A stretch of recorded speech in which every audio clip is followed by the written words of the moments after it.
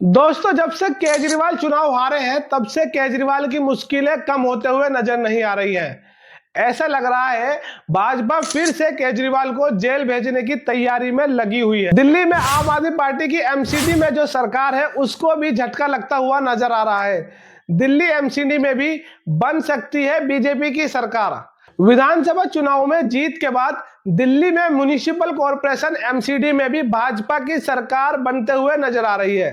आम आदमी पार्टी के 3 पार्षद शनिवार को भाजपा में शामिल हो गए हैं। भाजपा में शामिल होने वाले एंड्रयूजगंज के पार्षद अनीता बसोया, आरके पुरम के पार्षद धर्मवीर और चपराना के पार्षद निखिल, ये सब भाजपा में शामिल हो चुके हैं। भाजपा अध्यक्ष वीरेंद्र सचदेवा ने उन्हें पार्टी में शामिल कर लिया है। इसके अलावा दिल्ली विधानसभा से पहले आम आदमी पार्टी के 4 नेताओं ने बीजेपी ज्वाइन कर ली थी। अब दिल्ली एमसीडी की बात करें तो दिल्ली नगर निगम में कुल 250 पार्षद की सीट है। इनमें से आम आदमी पार्टी के 121 पार्षदों में से 3 ने विधानसभा चुनाव जीता, यानी 118 पार्षद बचे। भाजपा के 120 पार्षदों में से 8 विधानसभा चुनाव जीते, यानी 112 पार्षद बचे।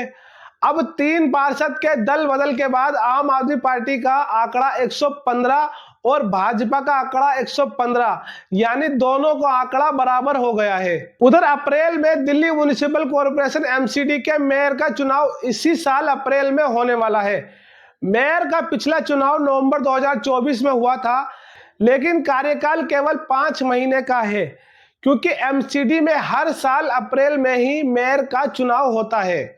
नवंबर में मेयर के चुनाव की बात करें तो तब आम आदमी पार्टी के महेश ने भाजपा के किशन लाल को केवल 3 वोटों से हराया था। तब 263 वोट डाले गए थे।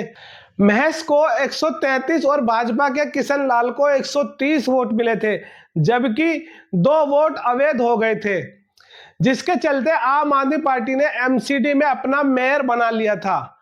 अब देखना यह होगा एमसीडी में भी इस बार अप्रैल में मेयर का चुनाव होने में क्या भाजपा फिर से एमसीडी में सत्ता हासिल कर सकेगी।